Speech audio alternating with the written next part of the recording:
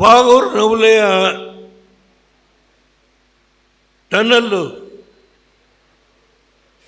2 ಕಡೆ ಚಿಮಣಿ ಬಿದ್ದೋಯ್ತು.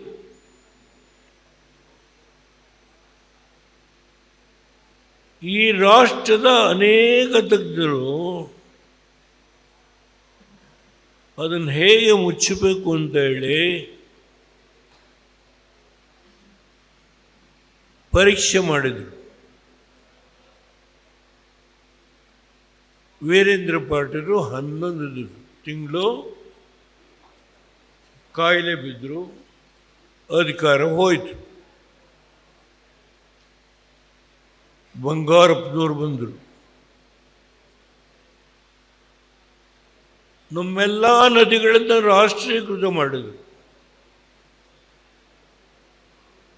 ಸುಪ್ರೀಂ ಕೋರ್ಟಲ್ಲಿ ಹೊಡೆದರು ಕಪಾಳಕ್ಕೆ.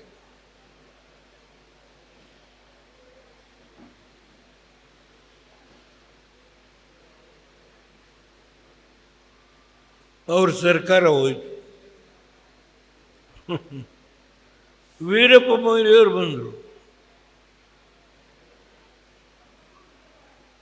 ಗಾಂಧಿ ಸಾಹಿತ್ಯ ಸಮಿತಿಯವರು ಟ್ರಿಬ್ಯುನಲ್ ಒಡೆದೋಗಿದೆ ಅಂತೇಳಿ ಒಂದು ಅರ್ಜಿ ಹಾಕಿದರು.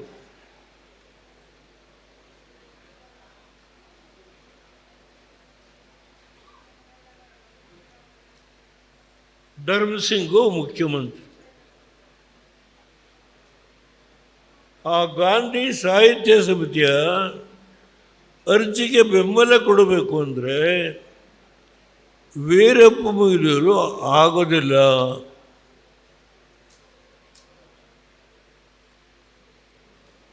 ಇವತ್ತು ಕಾಂಗ್ರೆಸ್ಸಿಗರು ರಾಜ್ಯ ಆಳ್ತಾ ಇದ್ದಾರೆ.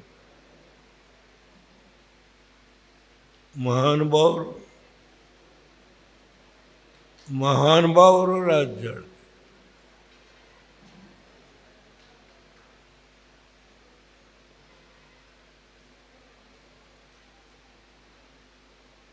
ಪಾರ್ಲಿಮೆಂಟಲ್ಲಿ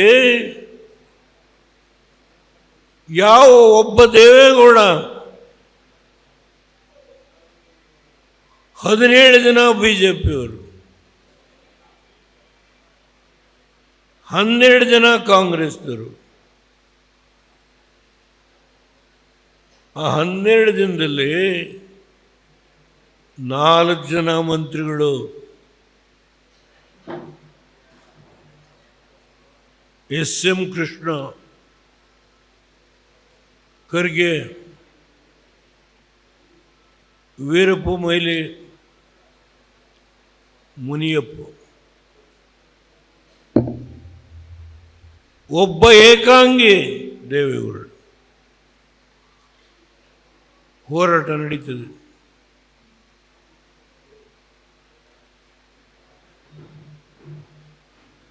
ಮನಮೋಹನ್ ಸಿಂಗು ಪ್ರಧಾನಮಂತ್ರಿ. ನಾನೇನು ಮಾಡಲಿ ದೇವೇಗೌಡ್ರೆ? 40 ಜನ ತಮಿಳುನಾಡಿನ MP-ಗಳಿದ್ದಾರೆ. ನನ್ನ ಸರ್ಕಾರ ಹೋಗುತ್ತೆ.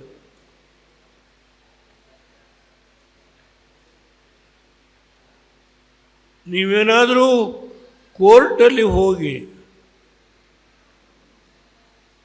ಬದುಕಿದ್ದಾರೆ ಅವರು. ಈ 4 ಜನ ಮಂತ್ರಿಗಳೂ ಬದುಕಿದ್ದಾರೆ.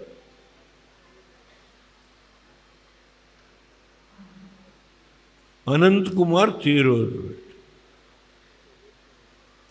ಅನಂತಕುಮಾರ್ಗೆ ಹೇಳಿದೆ, 17 ಜನ MP-ಗಳಿದ್ದೀರಿ ನೀವು, ನಾವು ಒಟ್ಟಾಗಿ ಹೋರಾಟ ಮಾಡೋಣ.